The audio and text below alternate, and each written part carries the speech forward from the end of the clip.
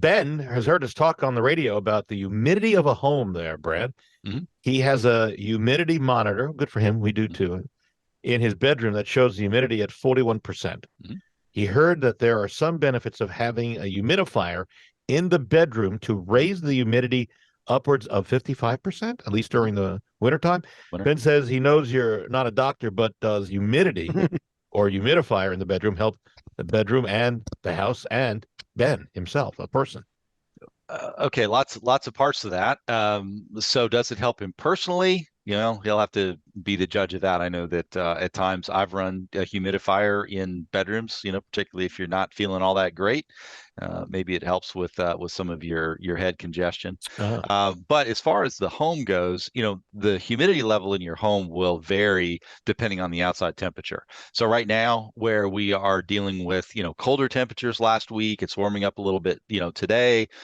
But what you'll have is the colder temperatures, you're going to have drier air. And that's really when, homes are looking for a little bit extra humidity. That's when you're getting a lot of static and those things, the humidity level in your home is pretty low. That's when you get the itchy skin and the other, problems that come with low humidity. In the summertime, your air conditioner, when you're running it, it's actually taking moisture out of the air. That's what the condensate lines are for. That's why you see, water coming out maybe the side of your house when you're running during the summer because you're reducing the humidity in the air. And in the summertime, wintertime, you may have 35% humidity in your house. Summertime, you want to stay below 60% humidity. The comfort range is really probably that 40 to 50% range. And again, I don't know that that's necessarily health, benefits from having that balanced humidity, but I know that, you probably have a little bit easier time breathing and certainly probably less static and sparks and dry skin to deal with when you've got that right you know, balance. he hit on something, Kevin. Let me think just real quickly. So I get cracked heels on my feet, and I got to put some sort of cream on it. This is a direct cause of the humidity in the house, right?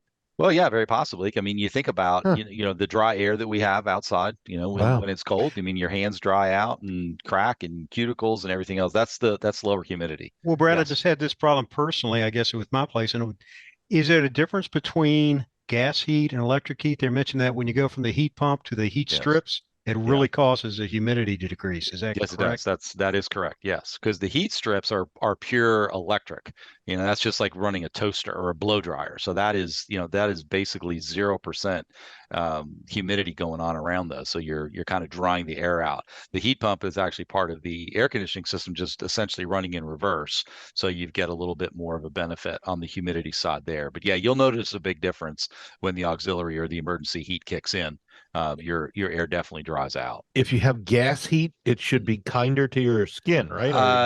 Yeah, I don't know that it's necessarily kinder to your skin, but I think I don't see the extremes with gas that you do with heat pumps and then the emergency heat kicking in.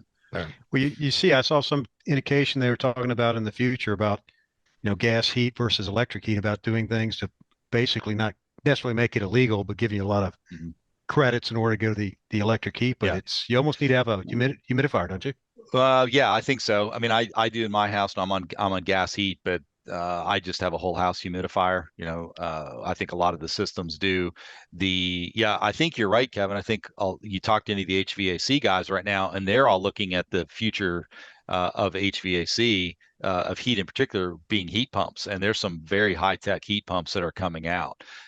So it will be interesting to see if homes start converting from gas to electric, but that's what I'm being told is going to happen in the future.